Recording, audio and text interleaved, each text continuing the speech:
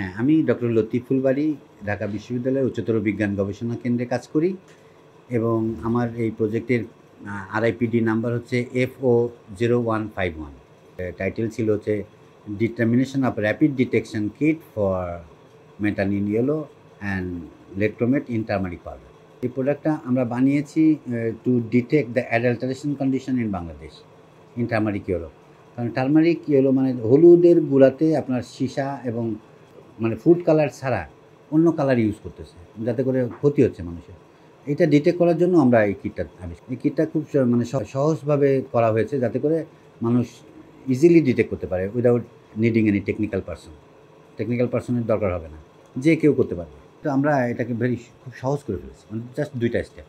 একটা হচ্ছে যে একটা টিউবের মধ্যে আপনি হলুদটা ঢোকাবেন, এই যে এরকম 4টা টিউব আছে, একটার মধ্যে হলুদ এই টিউবের মধ্যে কিছু রিয়েজেন্ট দেওয়া আছে, এটার মধ্যে হলুদটা দিতে হবে প্রথম, দিলে পরে হলুদের মতো একটা কালার আসবে।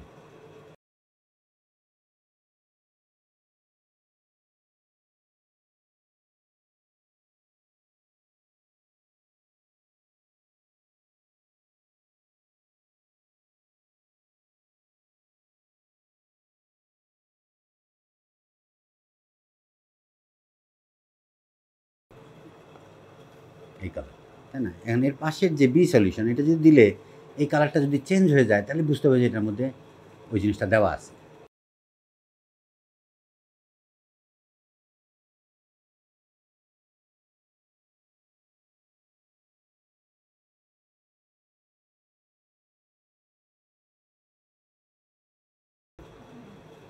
তার মানে এটার মধ্যে ওই আছে, এটা দিয়ে বোঝা গেল। কিছুই করতে হয়নি কিন্তু, যদি শুধু কালারটা চেঞ্জ দিয়ে আপনি বুঝতে পারবেন। এটা গেল একটা টেস্ট, এটা মেটানিল ইয়েলো যদি থাকে তাহলে, যদি দিয়ে থাকে।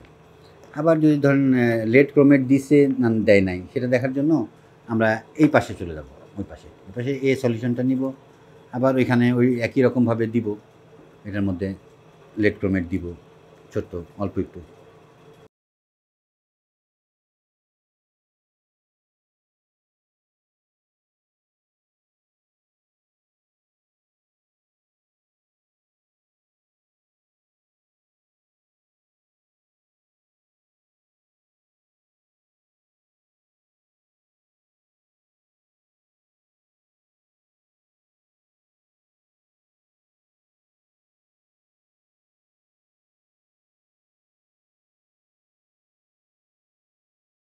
দিয়ে দিলাম, দেখেন আবারও হলুদের কালারই আসবে, এরকম হলুদের কালার থাকলো। এবং তার পাশের যে সলিউশনটা আছে, এই সলিউশনটা নিয়ে যদি এটার মধ্যে আমি দিয়ে দিই, যদি কালার চেঞ্জ হয় তাহলে বুঝতে হবে যে এটার মধ্যে ওইটা মেশানো আছে।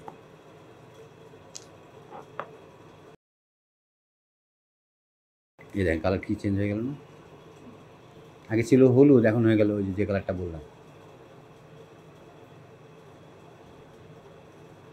সুতরাং এটা যদি এইভাবে যদি মানুষ বুঝতে চায়, তাহলে হচ্ছে ইজি, এটা দিয়ে আপনি ইজিলি বানাতে পারবেন, তাই না?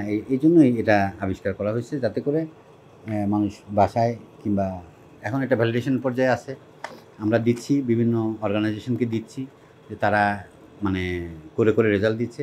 অ্যাট দ্য সেম টাইম আমরা এটার স্ট্যাবিলিটি দেখতে পাচ্ছি।